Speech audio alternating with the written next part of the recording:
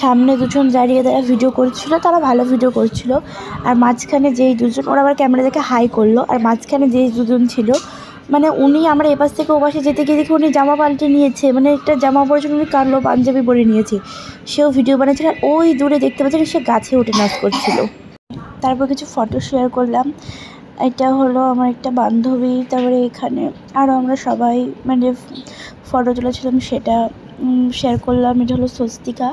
আর একটা সূর্যর ফটো তুলেছি, ওটা খুব দারুণ হয়েছে, ওটা শেয়ার করছি। এই যে সূর্যর ফটোটা দারুণ লাগছিল, সামনে থেকে দেখতে আরও বেশি সুন্দর লাগছিল।